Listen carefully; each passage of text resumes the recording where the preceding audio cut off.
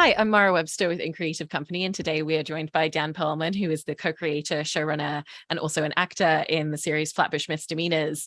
And I wanted to talk a little bit about the trajectory coming into a second season of this show, because the timeline when you were creating the first season was literally a matter of months from when you got greenlit to when you completed production and the show went out on air.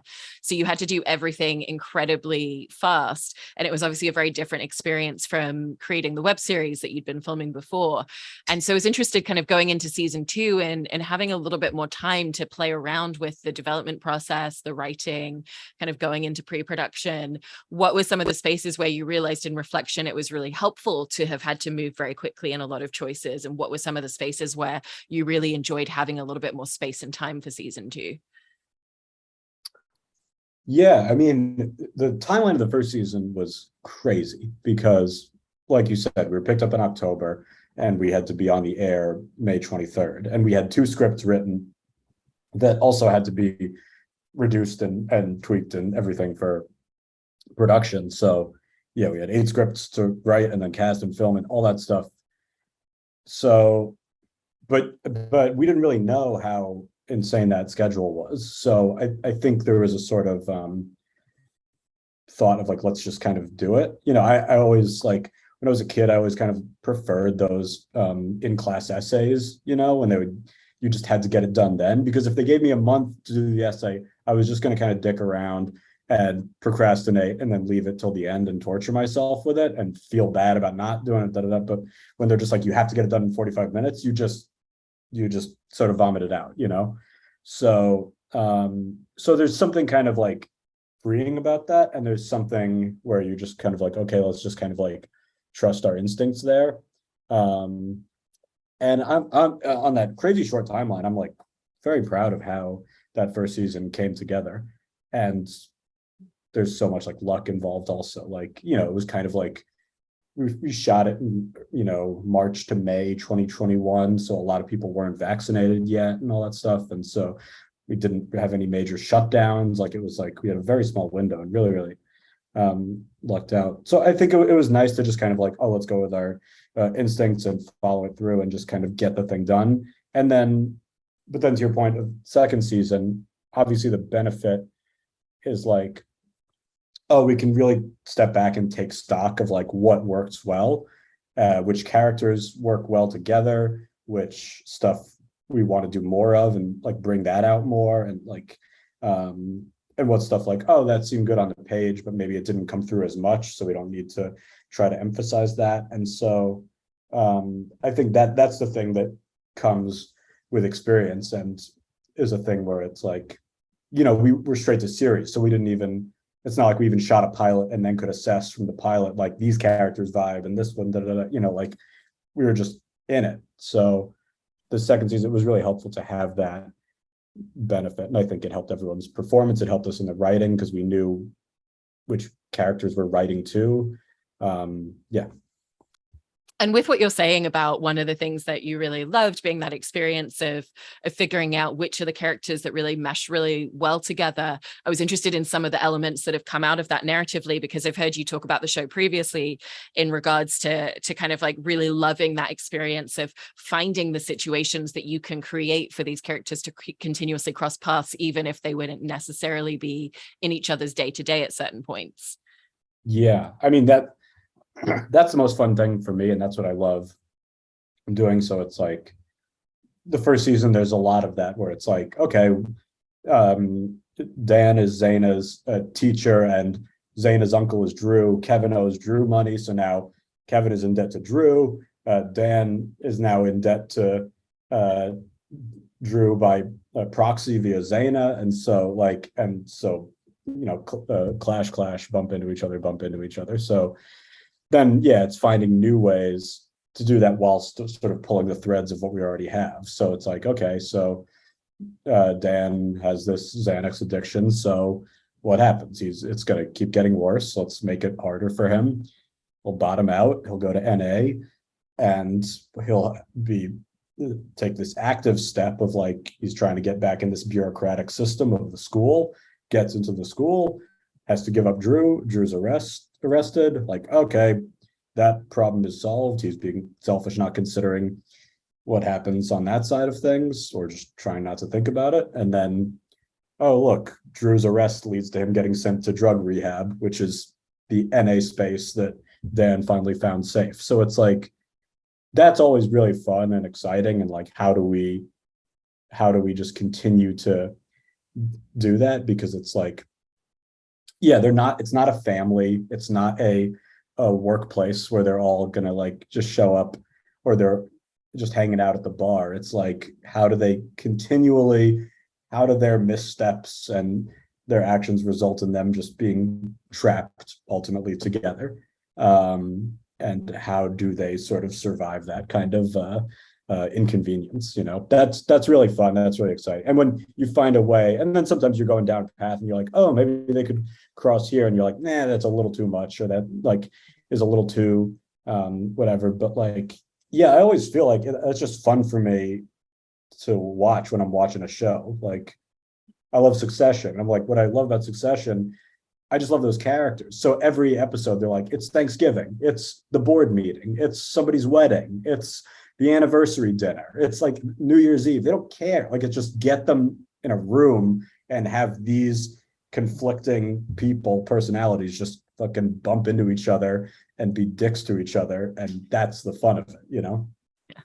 But that structure as well at the same time does give you that opportunity to kind of carry these characters off into different corners and different spaces. So if we look at Dan going into NA, that's a space that he's the only kind of person at the center of it from the core of the cast. And it also gives you that opportunity to introduce other characters and kind of figure out, what are they going to tell us about Dan as a character? What are they going to add narratively? And so what is that decision-making process when you're building out a new character that's going to come into one of the characters' kind of periphery worlds, in terms of how you want them to service either the story or the character, and kind of like, how involved are they going to become? Yeah. And sometimes it's a thing you sort of like feel out and you don't really know offhand, because sometimes when you're starting, you don't really know like what purpose someone's going to serve. But I mean, the idea we always have is to not have any of the other characters feel like plot devices. So ideally, everyone will have their own wants and needs, and every time you see them, you might see their three-dimensionality. So it's not just like they're there just to be a foil to this, or opposition to our guys. So yeah, so I think, and it feels fun to kind of like slowly reveal more and more of the community, because that was kind of always the idea, to make a show about a community. So it's like, okay, in the NA space, it's like, okay, so there's this sponsor, and there's this played by Lenny Venito, and there's this love interest played by Alyssa Limperis. And so both of them are like, you're seeing how immature my guy is at first, how he's not getting it and not buying into it, and you're seeing some perspective. It just feels like a fun setting or scenario, and the deeper we get with those characters, the more we can just kind of have fun and also explore each character's growth within it. Mm-hmm. And one of the things as well in coming into a second season of the show is also that opportunity of, this is how the cast have embodied these characters. This is kind of what they're bringing to the foreground. And there's always kind of discovery that they bring that maybe wasn't there on the page from just playing around with scenes in person. And so what were some of the elements that came into some of the supporting characters this season off the back of what you'd seen the cast do in season one? So you're saying of the existing characters? Yeah. Yeah. Well, like, so of the characters that we had in season one, like, I mean, you just see all of their strengths as actors. So a lot of them we knew going into season one, and that was an advantage we had season one, because we'd made it as a web series and we're comedians. And so a lot of the cast is also stand-up comedians. So like Kareem Green, who plays my stepdad, we'd worked with him for years, and he's a very funny comedian. Yamanika Saunders, who plays my therapist on the show, who just yells at me. We know how funny she is. Roy Wood Jr., who plays the principal, and Maria Bamford, who plays my mom. Like, these are comedians. We know their voice, and anyone who's a fan of theirs does. And so we know how to write to that, and that kind of helps. And they know who they are.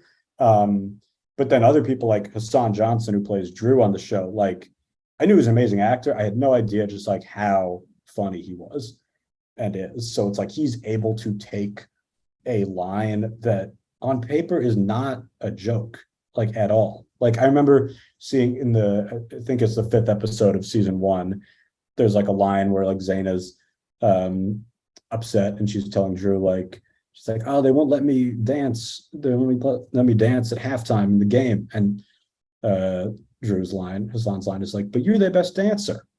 But you're their best dancer is not a joke at all. But the way he says it, I laughed every time. I was like, oh, this guy is insane how funny he is. Just like landing these sentences within his voice. So it's just like knowing that it helps with the writing so much because you can just kind of like know, you just have that faith. You're like, I know if I put it there, it's like a team, a basketball team that plays together for a long time. It's like, I know if I pass it here, he's going to be able to go and catch up to it. Like he's going to get it. I can lob the ball up and LeBron is going to come in and dunk it because I know he can jump that high. Like it's so helpful to know that. Kareem, I know he can bring that energy and he can go up to 11. And then I know like, oh, we can get him to like scale it back a little bit if need be. Kristen, who plays Zaina, like she has this amazing ability for a part that could easily be sad in someone else's hands because she has a lot of difficult things that happen to her and is in a tough spot as a character, but she imbues it with such like warmth and comedy and energy that you just feel like you know she's going to be okay and she is okay. And so seeing that, that's so reassuring because you know she's going to just like imbue that into the character. So it's in some ways like freeing or relaxing to just like know that, you know, you have that comfort in the trust you have in them. And then you have that discovery this season also with some of the characters where you're like, I don't know how this is going to play. And then you see, I do one scene with Alyssa and I'm like, okay, that's going to be great. She brings all the sort of like toughness, but comedy, but sort of like warmth to it. Yeah, we've really lucked out with an amazing cast. And with the comedy, what's so great about that is that it always feels very realistic and very true to the characters, and it's very distinctive styles and delivery depending on the character. So, you know, for Dan and Kevin, it's more of kind of a very subtle, dry humor. And do you find, was that kind of an intention to have that be the case? Because then that allows you to have the more heightened elements that sometimes, you know, then you can kind of play it up a little bit more with Dan's therapist, like you were saying.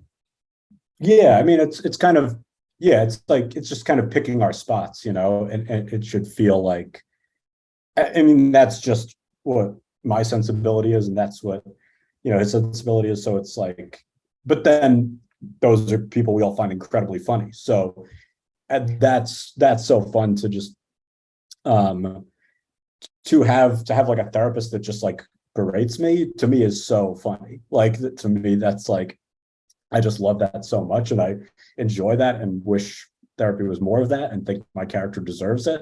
That I just love it. And yeah, but that higher energy, it's just like a fun way to sort of like, you know, like a conductor, you're just kind of trying to like orchestrate it. So it's like sometimes it'll be big and then sometimes just like slow, build. And then when that happens, that sort of punch of energy, it feels so good and needed.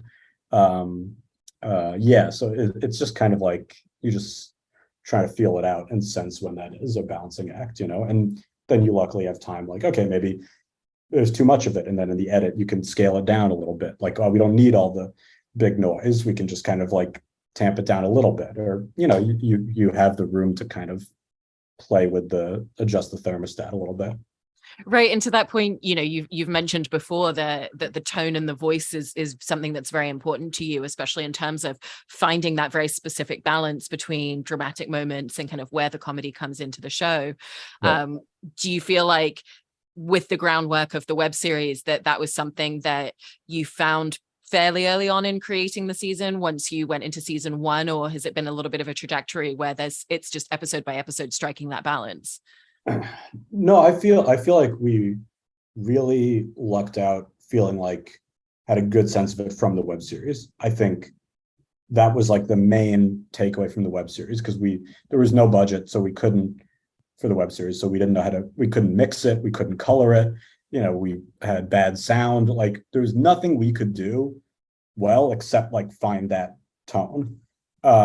So that I think helped us so much. And also Showtime has like been so supportive and put so much trust in us.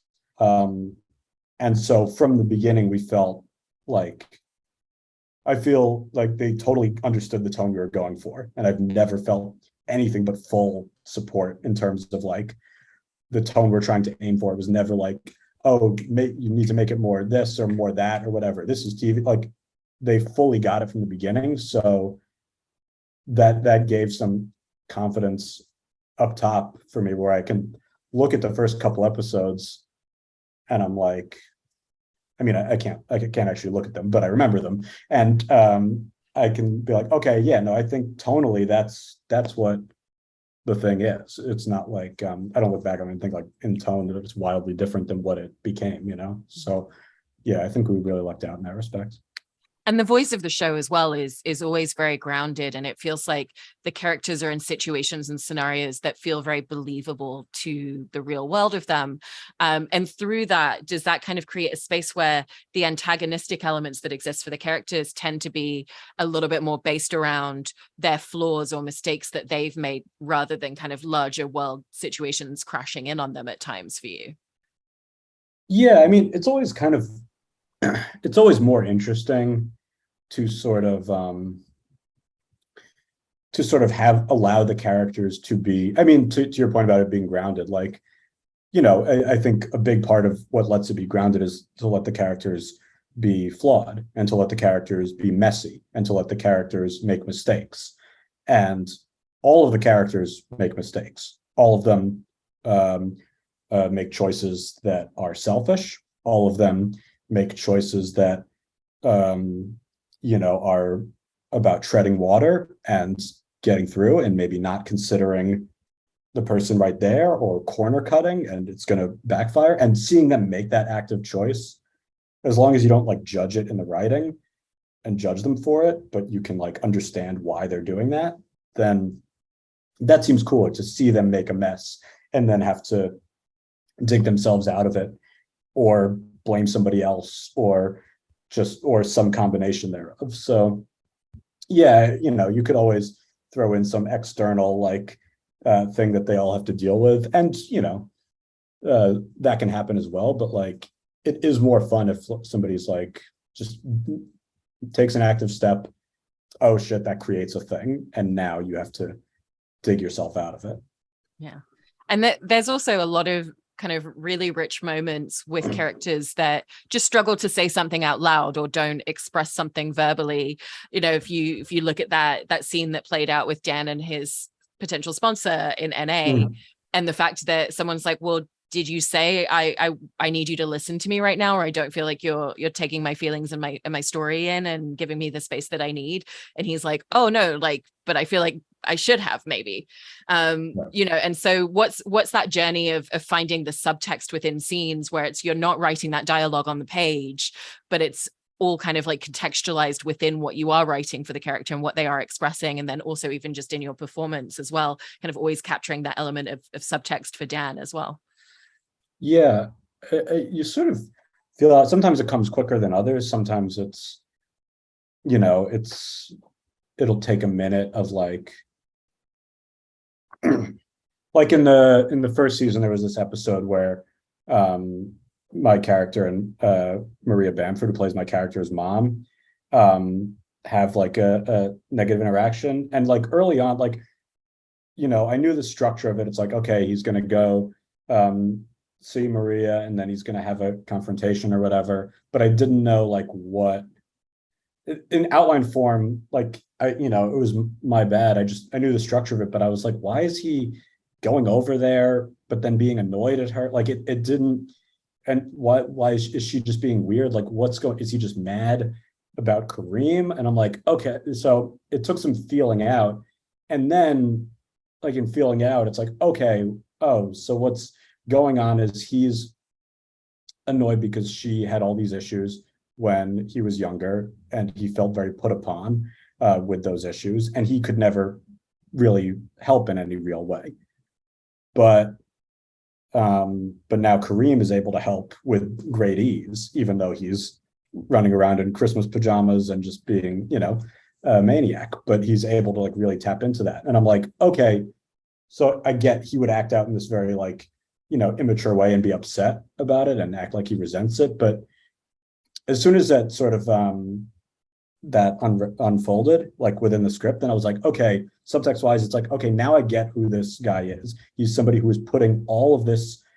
That's how he learned what love is. Like love is like you put all of this energy and work into this thing that is probably not going to pay off, but that's what love is. So, and he's doing that in every aspect of his life. He's doing that with Kevin, having him stay on his couch, even though Kevin doesn't want to be there, or seems over the dynamic. He's doing that with teaching with these kids that don't give a shit about him. He's doing that with basketball, which he's not qualified to do. Every aspect of love interests, like every aspect of his life, he's putting all of this energy. And as soon as that subtext was found, then you can have fun with all the jokes and all the Maria nonsense or whatever. But like once you understand that skeleton, then it's like, okay, now we can have fun like decorating the house a little bit because the infrastructure is kind of there.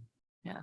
And the way that you're even just describing that process and that journey for kind of concocting the details, I've heard you talk about how for you, one of the things is like looking at the micro and then kind of like gradually building it out to you're more in the macro space. Is that kind of always how you've approached writing, and especially with these characters in this world? Yeah. I mean, that's, I sort of, and you sort of like learn that from, or at least I learned that from stand-up, that anytime I would try to write a bit about like, okay, I'm going to try to write a bit about love, or I'm going to try to write a joke about dating or whatever. Like when I start from this like concept thing, it all is very general, is very, just feels very like shoehorned, it unnatural. Like it feels reverse engineered, whereas when I might start with some anecdote, like, and maybe I'll just say the anecdote on stage, and I have no idea what is funny or interesting about it. But once you say that, then it's like, okay, well, why is that funny? Why is that interesting? And you kind of can who, what, when, where, why that to be like, what does that sort of like represent? What is that saying? What is that? What is the bigger thing that is attached to that?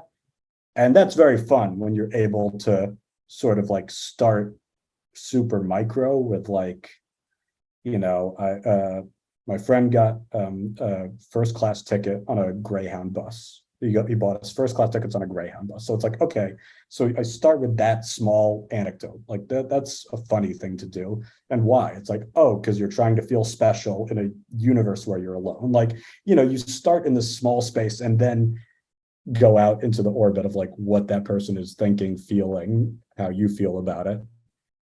That feels way more fun, and that feels like just a way that I can do it better. If anybody else can do a thing where like they can be like, I'm writing a film about divorce, or I'm writing a film about racism or anti-Semitism, and they can churn out something good, that's great. But I have no ability to do that. I can just start with the little thing and then let it take shape and be about what it's about, And then I did want to ask you about Hey Arnold, because I've heard you've mentioned a couple of times that's kind of a really great referential point for how you see the world, this world, where it's, you've got these two characters at the center, but more and more you want to kind of go into the worlds of these other characters. And there can be an episode that, really focuses on someone, and the two of them are kind of more the side characters in that moment. Was that was that a conscious reference that you realized when you were creating the show, or is it just something in reflection that you kind of realized that there were similarities to a 90s animated cartoon that you loved?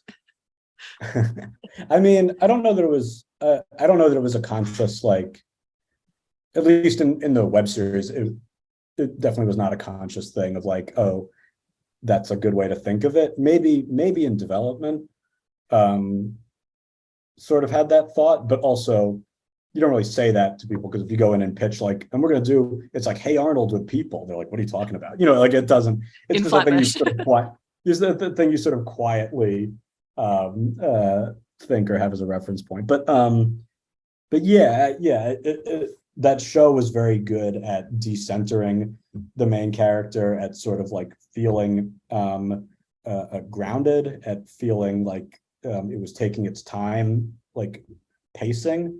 It had this sort of like melancholy kind of pace, and was still able to like give depth to some of these supporting characters in short little stories. You know, some of the episodes are like these 2 11-minute stories. And I just always liked and thought that was like a cool, effective way to do the show. And yeah, it's nice to feel like you're getting this kind of like panoramic view of a block or of a neighborhood. And that's what that show did well. Yeah. I really, really love that. Well, congratulations on everything with the first 2 seasons of the show. And thank you so much for talking about it. It's been so wonderful to hear all these insights. Thank you. I really appreciate it.